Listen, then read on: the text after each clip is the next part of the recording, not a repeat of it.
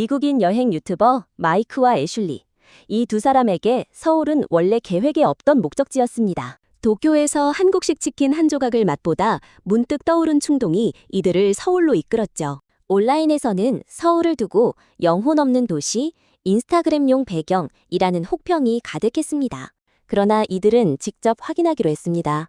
그리고 그 선택이 이들의 여행 인생을 완전히 바꿔놓았습니다. It's our first time in Seoul, and to be honest, we almost didn't come here. We always kept it in the back of our minds.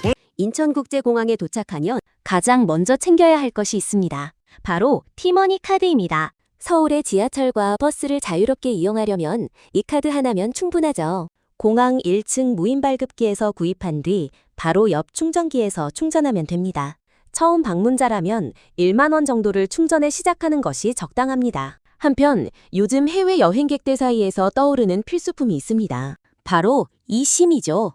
공항 도착 전에 미리 설정해두면 입국 심사를 마치는 순간 즉시 데이터 사용이 가능합니다. 번거로운 유심 교체 없이 스마트폰 설정만으로 해결되니 이번 여행에 꼭 챙기시길 권합니다. And they work great here in Seoul. There's a link in our description if you're in the market for an eSIM for your trip. We've got to grab some cash. And now we need a T-Money card. This is basically your key to public transportation in Seoul. You'll use it in metros and buses all over the city. We suggest loading about 10,000 won to start and see how far that gets you. 공항에서 서울 도심으로 이동하는 방법은 크게 두 가지입니다. 일반 직행열차와 좌석이 지정되는 AREX 급행열차죠. 마이크와 애슐리는 몇 달러를 아끼려다 일반 열차를 선택했는데 결과적으로 2배의 시간을 소비했습니다. 급행열차는 약 43분이면 서울역에 도착하지만 일반 열차는 그 2배가 걸립니다. 게다가 좌석도 선착순이죠.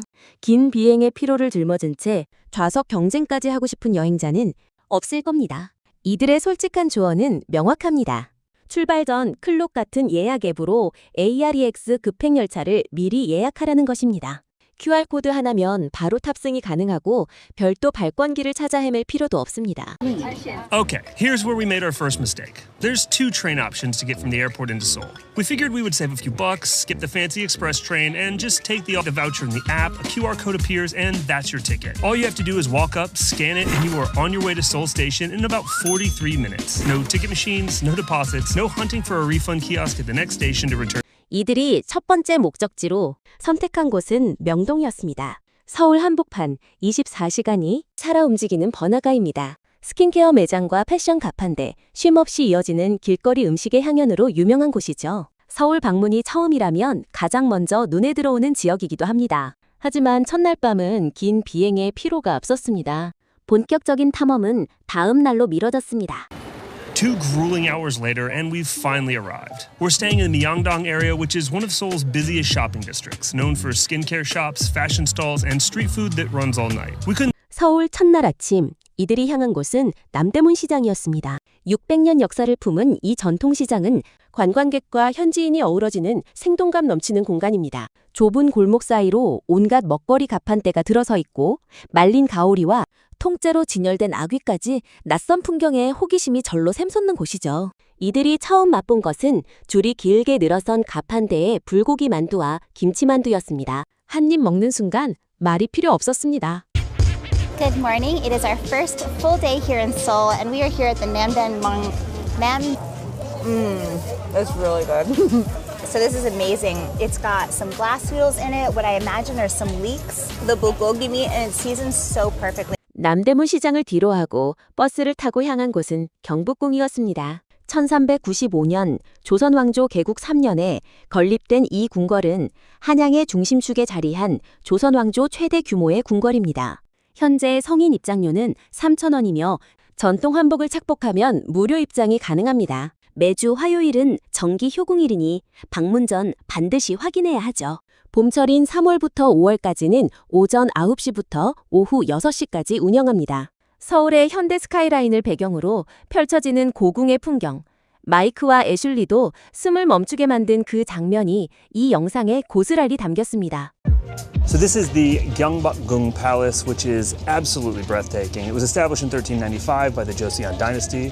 You can get in for free admission if you're wearing traditional hanbok dress, but because we're short on time, we're not going to go get fitted and try that on. So we just paid 3,000 won per person for a ticket. Nestled right in between the mountains and the modern skyline of Seoul. This might be one of the most impressive palaces I think we've been to in our travels so far. 경복궁 관람 후 이들이 찾아간 곳은 종로의 한 한국식 바비큐 식당이었습니다. 조사해 두었던 식당이 아닌 현지인들로 북적이는 맞은편 가게를 직접 선택했죠. 좁고 소박한 공간에서 쏟아져 나온 반찬들, 처음 보는 음식이었지만 하나하나 모두 맛있었다는 것이 이들의 평가입니다. 가게 직원들은 고기 굽는 법부터 어울리는 쌈 재료까지 친절하게 설명해 주었습니다. 서울에서 처음 경험한 진짜 한국식 환대였습니다. Up and go here. This place had all the right vibes. It was tight, unpolished, loud, and filled with locals having a great time. We had no idea what we were ordering, but the staff was friendly and gave us some recommendations. And honestly, here was amazing. They saw us looking obviously lost and came to the rescue to explain the whole process to us. I'm so glad she's telling us what to do. How to cook it, what goes with what, and by the end of it, we felt like barbecue pros. 이튿날 이들이 향한 곳은 북촌 한옥마을이었습니다. 19세기의 전통 한옥이 그대로 보존된 언덕마을로 서울의 번잡함에서 벗어나 조용한 아침 산책을 즐기기에 최적의 장소입니다. 이곳은 실제 주민들이 생활하는 주거지이기도 합니다. 방문 시 반드시 지켜야 할 것이 있습니다. 조용히 걸어야 한다는 것이죠. 안내원이 곳곳에 배치되어 소음 자제를 정중히 요청하고 있습니다. 방문 최적 시간대는 오전 10시에서 오후 5시 사이이며 이른 오전에 도착하면 한적하게 둘러볼 수 있습니다. Bukchon Hanok Village is a 19th century hillside neighborhood packed with traditional Hanok homes. It's a quiet way to start the morning and a nice break from the busier parts of the city. We got here around 11 and it was still quiet. It's free to wander, but a few sections have time limits, so visiting between 10 and 5 is your best bet. I can't say I knew much, if anything, about Korean architecture, and it has already shot up to one of my favorite styles. I think the 인사동과 익선동 한옥마을도 빼놓을 수 없는 서울의 숨은 명소입니다.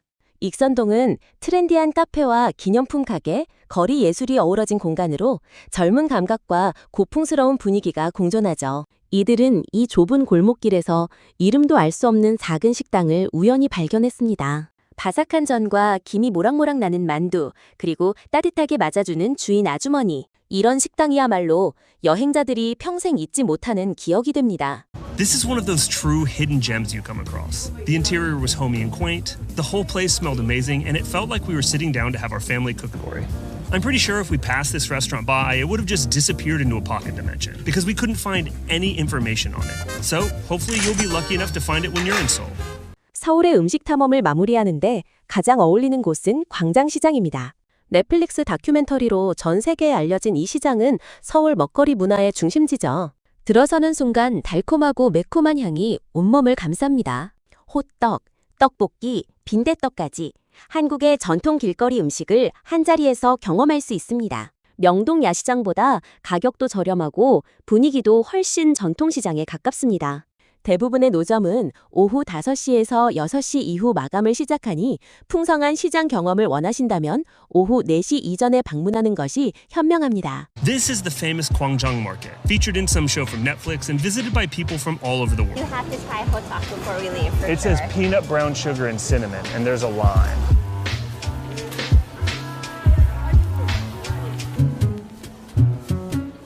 We got some tteokbokki. If you're not familiar with it, it's a chewy rice cake tossed in kind of a rich, sweet, but spicy sauce. And it's like a beer drinking food with such a strange texture.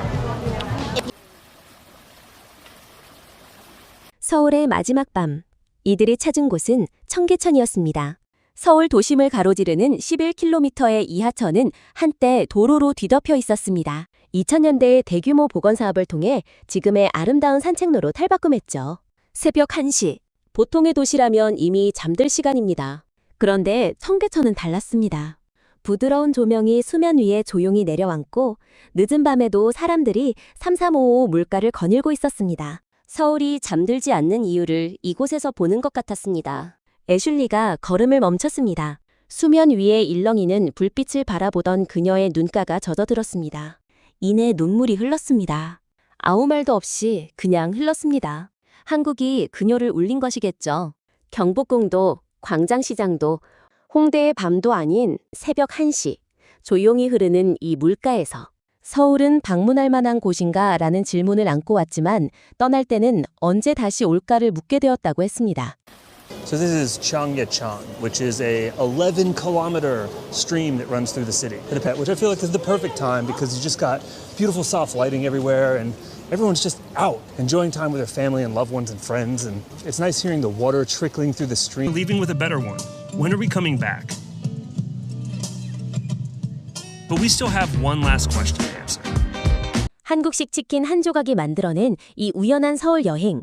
마이크와 애슐리는 처음의 예상을 완전히 뒤집는 경험을 했습니다. 경복궁의 웅장한 고궁 풍경, 광장시장의 떡볶이와 호떡, 종로골목 바비큐 식당에 넘치는 인정, 청계천의 조용한 저녁 산책까지 서울은 단순히 인스타그램용 배경이 아니었습니다. 직접 부딪혀봐야만 느낄 수 있는 온기와 에너지가 살아 숨쉬는 도시였습니다. 짧은 경유 시간이었지만 더 보고 싶게 만드는 도시. 그것이 서울의 진짜 매력입니다. Hands down the best chicken I've ever had. Theo, and we hope you enjoyed it. If you did, it would mean the world to us if you'd hit the like button to tell the YouTube gods we're doing a good job. If there's something we missed, let us know in the comments, because although it's the end of this trip in Seoul, it certainly won't be our last time in this incredible city.